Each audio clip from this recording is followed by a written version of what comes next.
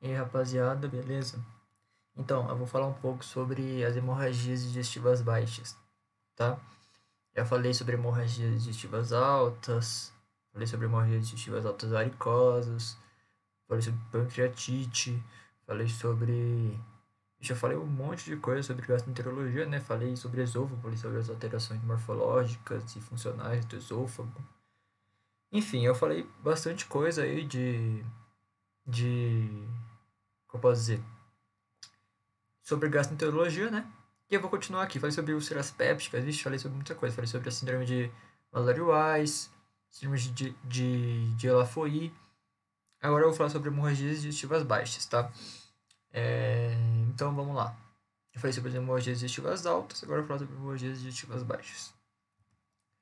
Bom, qual que vai ser a definição das hemorragias digestivas baixas? Bom, para te lembrar um pouco das hemorragias digestivas altas, eu falei que as hemorragias digestivas altas era da parte superior do esôfago até o ângulo de Treitz, tá? O ângulo de Treitz é um ângulo que ele fica entre o duodeno e o jejuno, tá? Os dois fazem parte do intestino delgado, é a primeira e a segunda porção, respectivamente. A definição da hemorragia digestiva baixa vai ser basicamente igual, só que embaixo. Vai ser da parte do colo, da parte inferior do colo, do reto, até a parte do ângulo de Treitz, tá? Então, essas vai ser as hemorragias digestivas baixas. Tudo que é do ângulo de Treitz para baixo é hemorragia digestiva baixa. Tudo que é do ângulo de Treitz para cima é hemorragia digestiva alta. Beleza? Bom, as hemorragias digestivas baixas elas são muito mais comuns em idosos, tá? Muito mais comum em idosos. Porém, tem hemorragias digestivas baixas em crianças, em, em jovens, né? Adultos, etc. Em idosos, a gente vai ver que é muito mais frequente a diverticulose e as angiodisplasias. Em caso de jovens e crianças, em crianças é muito comum o divertículo de Meckel, tá? Em caso de jovens, vai ser mais as doenças inflamatórias intestinais, que eu já fiz um vídeo sobre, que é a doença de Crohn e a enterocolite ulcerativa, e a doença hemorroidal. As doenças hemorroidais, eu vou fazer um vídeo também sobre elas, tá? Bom, então, quais são as principais etiologias das hemorragias digestivas baixas? É a diverticulose, tá? Angiodisplasias, neoplasia coloretal, doenças hemorroidárias, doença inflamatória intestinal e divertículo de Meckel, tá? Essas são as principais. São 6 doenças principais, tá? Mas quais são as mais comuns? Bom, as mais comuns, sem sombra de dúvida, é a diverticulose e a angiodisplasia. A diverticulose também é conhecida como doença diverticular dos cólons, tá? Muitas pessoas confundem a diverticulose com a diverticulite. A diverticulite, a gente vai ter uma inflamação, tá? A gente vai ter uma inflamação dos divertículos. Divertículos, já falei dos divertículos aqui também, principalmente na parte do esôfago, das alterações morfológicas do esôfago, que eu falei do divertículo de Zenker, lembra? Divertículo supraepigástrico. Então, os divertículos, eles são bolsas, tá? São bolsas, e esses divertículos eles podem estar inflamados ou não. Quando eles estão inflamados, a gente chama de diverticulite. Quando eles não estão inflamados, estão apenas sangrando, a gente chama de diverticulose. Fácil. Então, essa diverticulose ela é muito mais comum no idoso, tá? Muito mais comum no idoso. O que mais também é comum no idoso, e é uma das principais etiologias das hemorragias digestivas baixas, são as angiodisplasias, tá? As angiodisplasias são vasos, normalmente venosos, que são muito pequenos e eles estão juntos ali, estão retraídos. E pode acontecer que um desses vasos rompam, tá? Isso que a gente chama de angiodisplasia, tá? Então, a diverticulose e a angiodisplasia são as principais etiologias de hemorragias digestivas baixas e elas são mais comuns no idoso, tá? Além dessas etiologias, a gente vai ter a neoplasia coloretal, tá? Que vai ser nada mais ou menos que o câncer, né, de colo. E a gente vai ter as doenças que são menos frequentes e que são mais comuns em jovens e em crianças. As doenças hemorroidárias, eu vou falar sobre elas, vou fazer um vídeo especialmente sobre elas. Porém, a gente precisa saber que ela é uma das etiologias principais das hemorragias digestivas baixas em adultos de 40 a 60 anos. Tá? As doenças inflamatórias intestinais, que é a doença Crohn e a retocolite ulcerativa, elas apresentam em jovens, já eu falei também, né, no vídeo de doença inflamatória intestinal, que essas doenças elas são muito mais comuns em lugares desenvolvidos, né? E elas podem acometer pessoas de 15 a 25 anos e pessoas de 55 a 65, tá? E normalmente é em jovens, tá? E outra coisa também é que como esse vai ser uma doença inflamatória, então pode ser que além do sangue que tenha nas hemorragias digestivas baixas, elas tenham pus e muco, tá? Que são pus e muco, a gente sabe, a gente já estudou também, eu já falei sobre inflamações aqui, que a gente vai ter o exudado, né, o transudado, então tem toda essa relação aí, tá? E o divertículo de Meckel? O divertículo de Meckel ela é uma malformação congênita, tá? É muito comum em crianças sei lá, de 1 ano a 10 anos de idade, tá? E para você diagnosticar divertículo de Meckel em criança, a gente vai usar a cintilografia, tá? Com hemácias marcadas. Porém, eu vou mostrar posteriormente sobre elas. Bom, qual que vai ser o manejo terapêutico dessas doenças se uma pessoa tem hemorragia digestiva baixa? Bom, primeiro a gente tem que entender que a gente vai ter 3 tipos de pacientes, tá? Vai ter os pacientes ambulatórios, os pacientes hospitalares, os pacientes que não tem um nome definitivo, mas são os pacientes que a gente não tem nenhum diagnóstico prévio. Eu vou explicar. Os pacientes ambulatórios vão ser os pacientes que vão chegar no escritório, que vão chegar no consultório e vão falar que estão com hemorragia digestiva baixa, que está sangrando e etc. Esse é o tipo de paciente. Outro tipo de paciente vai ser um paciente que vai chegar no hospital já na emergência, com sangramento agudo, com muito sangue, com instabilidade hemodinâmica e com hipovolemia, tá? Esse é o segundo tipo de paciente. O terceiro tipo de paciente vai ser um paciente com anemia, hematoquesia, já realizou endoscopia digestiva alta e colonoscopia e não achou nada. O que a gente vai fazer com esse paciente? Eu vou falar o manejo, tá? Esses 3 pacientes.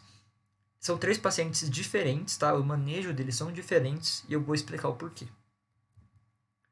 Bom, o primeiro vai ser o paciente ambulatorial, o paciente que vai chegar no consultório e vai falar que está com hemorragias digestivas baixas, vai falar que está defecando sangue, que está saindo sangue quando ele vai defecar e etc.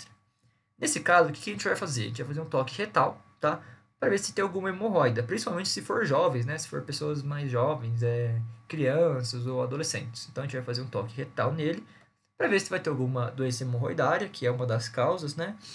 Para ver se tem algum tumor. A gente vai perguntar se essas fezes está tendo pus, se está tendo muco, que a gente já pode pensar numa doença inflamatória intestinal, tá? A gente vai fazer isso. Se a gente não achar absolutamente nada, se a gente colocar lá, fazer o teste de toque retal com luva, etc., e não achar nada, a gente vai falar para o paciente fazer uma colonoscopia, tá? Uma colonoscopia ambulatorial, tá?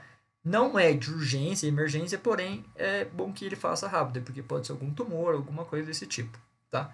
Então a gente vai falar, ó, você vai lá para fazer um encaminhamento e vai falar para ele fazer uma colonoscopia ambulatorial, beleza?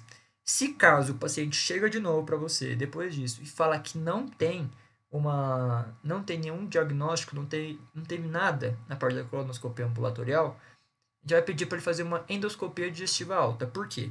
Algumas pessoas acham que toda a parte da endoscopia digestiva alta ele tem a parte de melena, né? Que não tem sangue propriamente dita.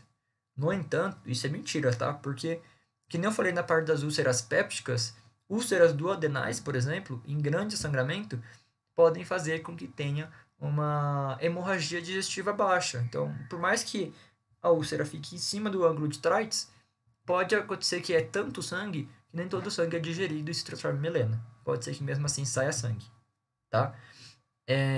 E a outra coisa, caso ele faça essa endoscopia digestiva alta, não ache nada, não ache uma úlcera péptica, não ache nada, a gente vai fazer o quê?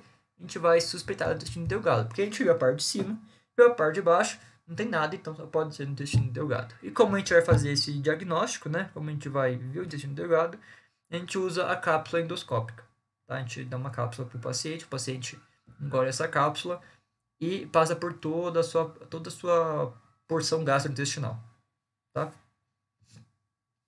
Bom, qual que vai ser agora o outro paciente, né? O paciente hospitalar, que está instável e está com hipovolemia. Bem, a primeira coisa que a gente tem que fazer é estabilizar o paciente hemodinamicamente, tá? A gente vai usar cristalóides, né? Soro fisiológico ou Ringer lactato. A gente vai estabilizar ele tudo. Se caso não der certo essa parte do soro fisiológico e Ringer lactato, a gente vai fazer a hemotransfusão, tá? A hemotransfusão tem a questão de uma tabela, né? Onde pode e onde não se pode, mas a gente vai estudar fazer uma transfusão se for o caso, tá?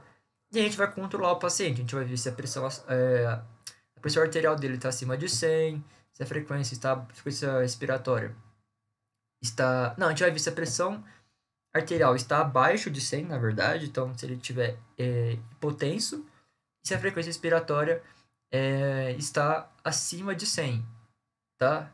Se ele está fazendo uma hiperventilação. E a gente vai tentar evitar, né, para ele que ele tenha lipotímia e síncope. Lipotímia e síncope são sintomas parte nervosa, né, de consciência. Então, a gente sabe que hipovolemia causa essa parte da lipotímia e síncope no paciente, se não tratada, né? E a segunda coisa, a gente vai solicitar uma endoscopia digestiva alta, tá? Primeiro que a colonoscopia. Por quê? Porque na parte da endoscopia digestiva alta, ele tem mais chance, tá? De ter alguma úlcera péptica, alguma questão ali mal resolvida que esteja causando essa parte da hemorragia digestiva baixa. Só depois a gente vai fazer uma colonoscopia, tá? E se caso, mesmo assim, a gente não tiver uma colonoscopia ali, a gente faz uma arteriografia. E se caso não tiver e tiver pior ainda, a gente faz uma colectomia total. A gente vai tirar toda a parte do colo do paciente, tá? E agora o manejo do paciente sem resoluções. Ele fez uma endoscopia digestiva alta, fez uma colonoscopia e não achou nada. O que a gente vai fazer? Usar uma cápsula endoscópica, se o paciente estiver estável, né, hemodinamicamente, se ele estiver tranquilo e de boa. Se ele não estiver estável, se ele estiver hipovolêmico, perdendo muito sangue, hemodinamicamente estável, a gente faz exames de radiografia nele para ver, beleza? E agora falando dos métodos radiológicos, além da colonoscopia e da endoscopia digestiva alta, eu falei que a gente podia usar a gente podia usar os métodos radiológicos, né? A gente pode usar a cintilografia com hemácias marcadas, que nem naquela vez lá que eu falei da parte da de quando não houvesse, né, a parte da colonoscopia, então a gente pode usar essa cintilografia ou gammagrafia, tá? Com hemácias marcadas, e ela só pode ser utilizada quando o paciente estiver estável, tá? Porque a cintilografia ela demora um pouco, né? A gammagrafia ela demora um pouco para ser realizada e ela faz parte de medicina nuclear, então é uma medicina muito específica e pode ser que no hospital que a gente trabalhe não tenha cintilografia ou gammagrafia, beleza? Outra coisa vai ser a angiotomografia, tá? Que a gente vai conseguir localizar, que vai ser uma tomografia só que relacionada à parte dos vasos sanguíneos. E a arteriografia seletiva, tá? Que é o sangramento, onde ele vai precisar estar muito ativo aí, né? A gente vai conseguir fazer essa arteriografia seletiva aí, beleza? E é isso. Hemorragias digestivas baixas, tá? Falei as principais causas, né? A diverticulite, que é a doença diverticular dos cólons, né?